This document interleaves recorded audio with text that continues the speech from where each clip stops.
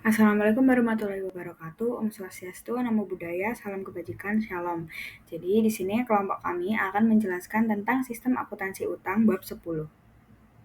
Selanjutnya di slide ini tertera nama kelompok dengan saya sendiri Alvina Chandrika Kartika Dewi dengan NPM 240130100370. Di sini kita masuk pada pengertian sistem akuntansi utang. Sistem akuntansi utang adalah rangkaian prosedur untuk mencatat, mengawasi, dan mengelola semua kewajiban pembayaran perusahaan kepada pihak luar seperti supplier atau kreditur. Tujuannya adalah memastikan semua transaksi utang tercatat dengan benar, pembayaran yang dilakukan tepat waktu, dan perusahaan terhindar dari denda atau kehilangan kepercayaan bisnis. Selanjutnya di sini ada fungsi yang terkait. Yang pertama yaitu fungsi pembelian.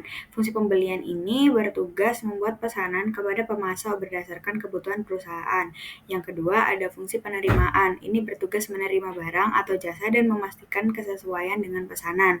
Yang ketiga ada fungsi akuntansi, bertugas untuk mencatat transaksi utang ke dalam sistem akuntansi pembukuan. Yang keempat ada fungsi kasir, bertugas untuk melakukan pembayaran utang sesuai jadwal jatuh tempo. Selanjutnya ada dokumen-dokumen yang digunakan. Jadi ada beberapa dokumen yang penting dalam sistem ini meliputi satu surat pesanan purchase order atau PO. Ini bukti resmi bahwa perusahaan memesan barang atau jasa dari supplier. Yang kedua ada faktur atau invoice. Ini tagihan resmi dari supplier berisi rincian barang atau jasa yang dikirim dari jumlah pembayaran. Yang ketiga ada bukti penerimaan barang, dokumen yang menyatakan bahwa barang telah diterima dan sesuai pesanan. Yang keempat ada bukti kas keluar, bukti pembayaran utang, misal berpajak, transfer bank, atau kwitansi. Selanjutnya ada catatan akuntansi yang digunakan. Yang pertama yaitu ada jurnal pembelian, ini mencatat transaksi pembelian barang atau jasa secara kredit.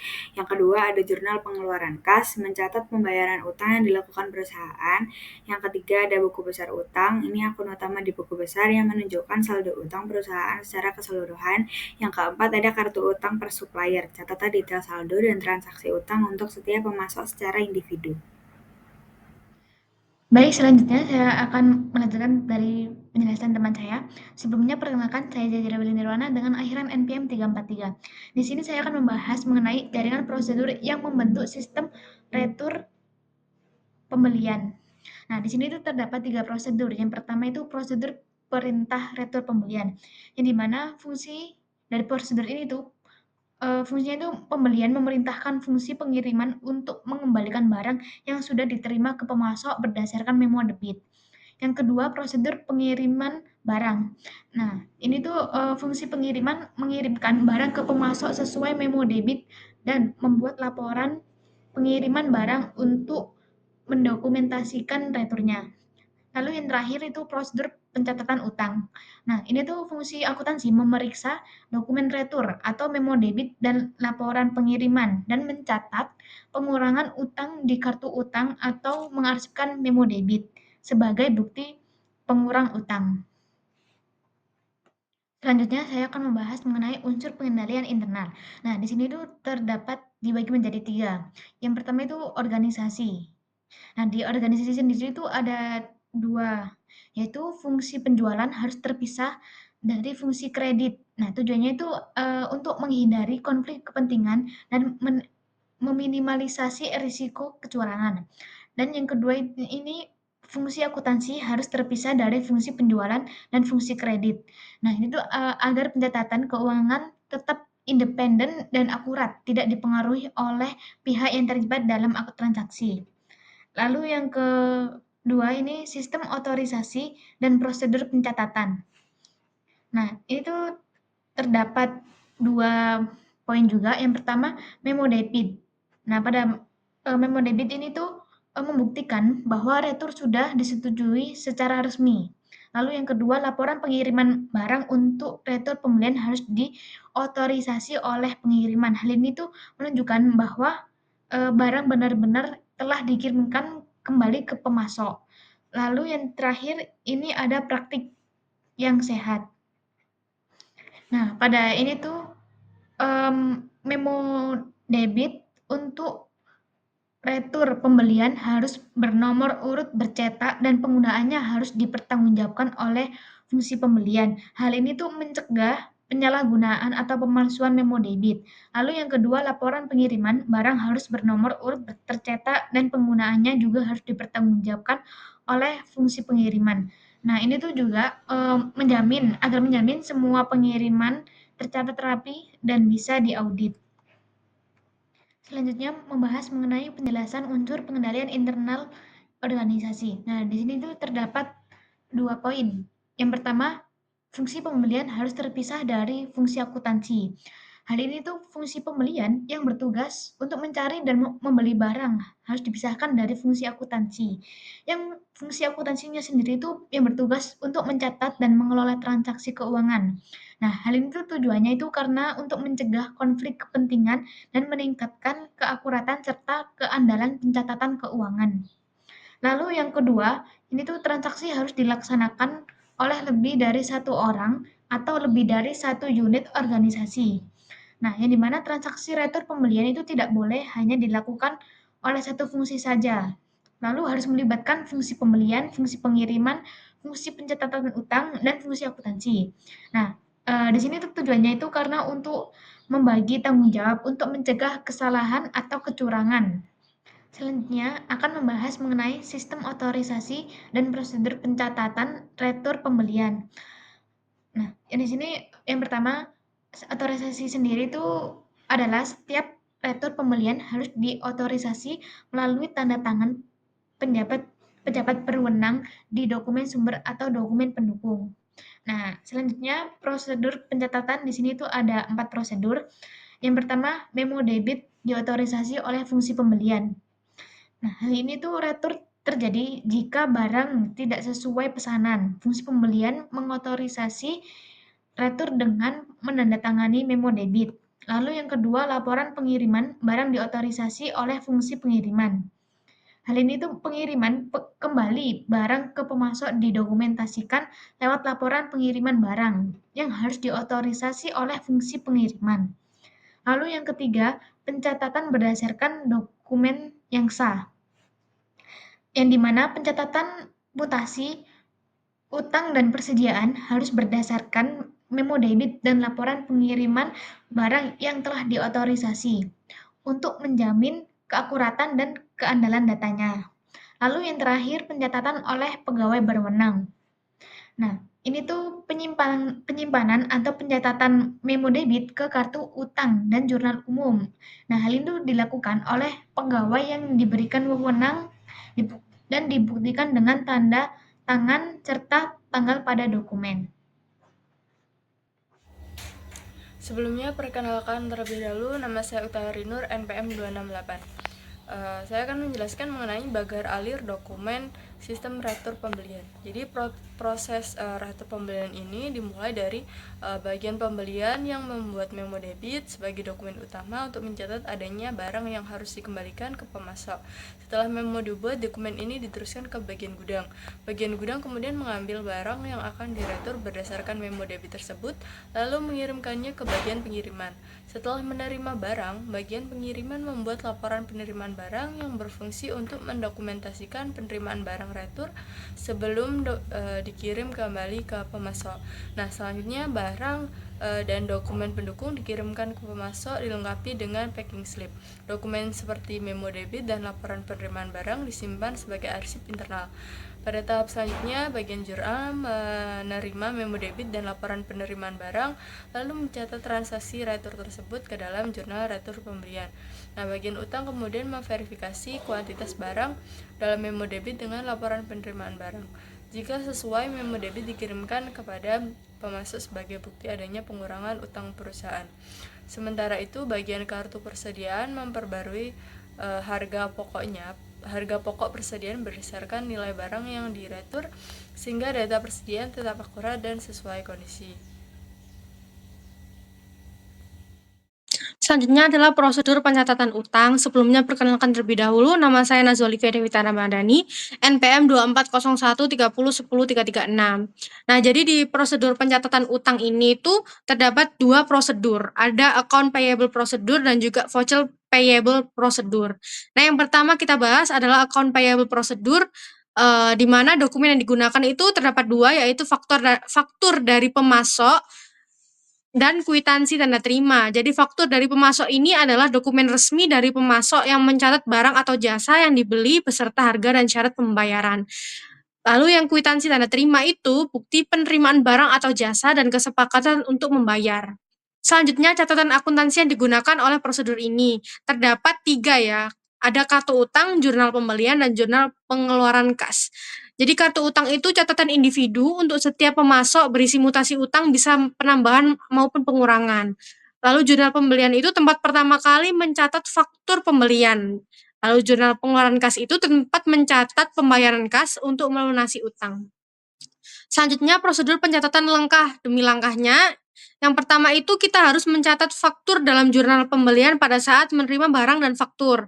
Lalu yang kedua, memposting ke kartu utang. Jadi setelah faktur dicatat di jurnal pembelian, datanya itu dipindahkan ke kartu utang masing-masing pemasok, sehingga tercatat berapa saldo utang ke pemasok itu. Selanjutnya mencatat cek atau kwitansi pembayaran. Jadi ketika melakukan pembayaran dicatat dalam jurnal pengeluaran kas. Lalu yang terakhir itu memposting pembayaran ke kartu utang. Jadi setelah pembayaran dicatat, saldo utang di kartu utang dikurangi sesuai jumlah yang dibayarkan. Selanjutnya adalah voucher payable prosedur.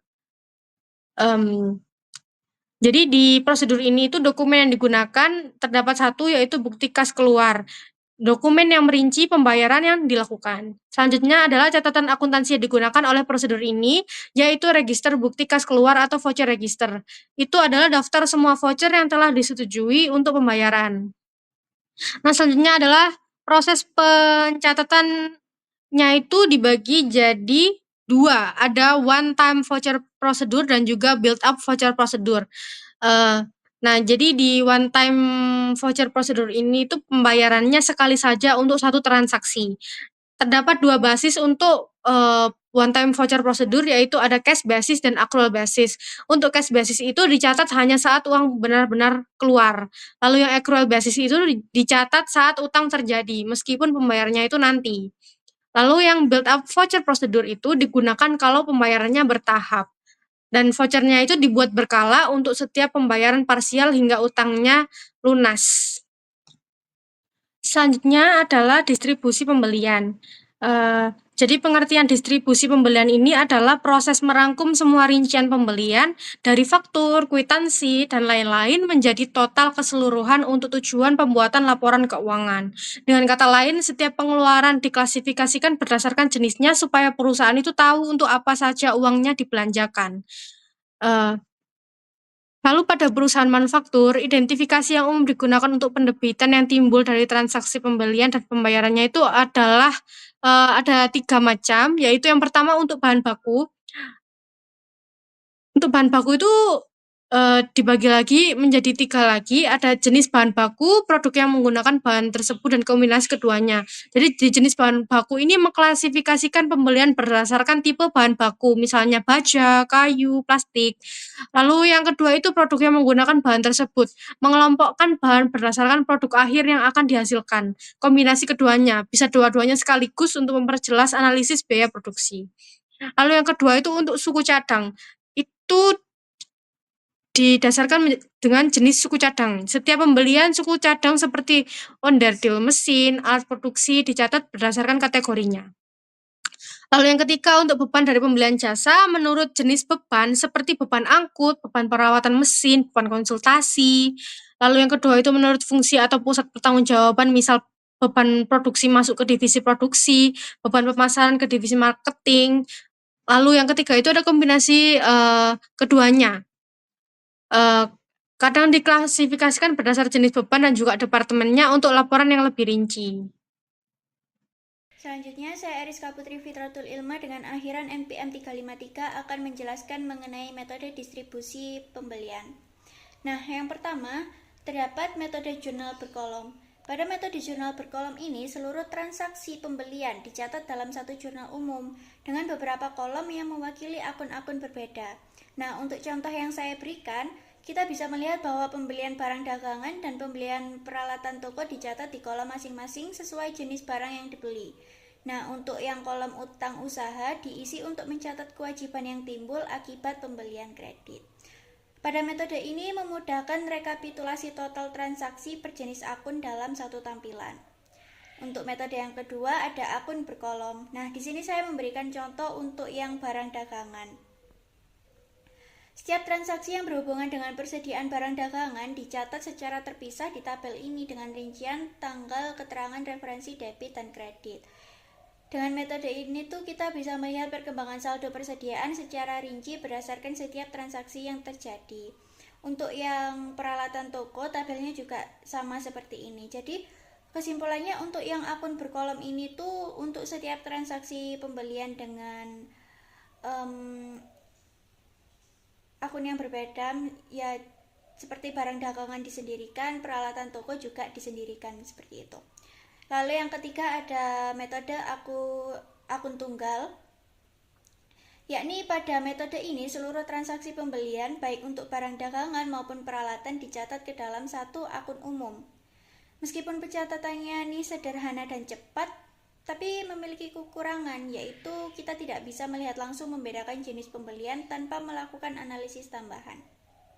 Berikutnya metode tiket tunggal atau unit ticket method.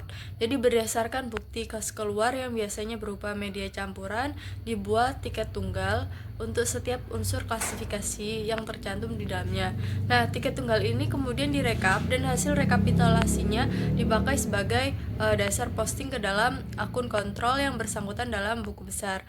Nah, tiket tunggal ini kemudian diarsipkan menurut nomor akun dan klasifikasi. Nah, pada akhir bulan dari arsip tiket tunggal ini dibuat rekap dan hasilnya dicatat dalam summary strip. Nah, summary strip ini adalah yang nanti berfungsi sebagai laporan. Nah, metode distribusi. Kemudian berikutnya metode distribusi dengan komputer. Jadi metode distribusi pendebitan yang timbul dari transaksi pembelian dengan menggunakan komputer dilakukan dengan memberi kode transaksi yang terjadi sesuai dengan klasifikasi yang diinginkan. Nah, jika transaksi sudah diberikan kode dengan benar, proses pengurutan akan dilakukan oleh komputer melalui program. Nah, kode mencakup jenis beban, pusat pertanggungjawaban, dan jenis produk. Nah, nantinya arsip transaksi yang terekam digunakan untuk memperbarui arsip induk beban dan menghasilkan laporan beban yang berupa yang pertama laporan beban menurut jenisnya. Jadi ini dihasilkan dengan memerintahkan komputer melakukan pengurutan 2 angka pertama kode akun beban, kemudian laporan beban menurut pusat pertanggungjawaban. Nah, ini dihasilkan dengan mengurutkan dengan komputer 4 angka pada posisi kedua kode akun beban. Nah, kemudian yang terakhir laporan beban menurut produk. Jadi dihasilkan dengan melakukan pengurutan arsip induk beban menurut 2 angka pada posisi terakhir dalam kode akun beban.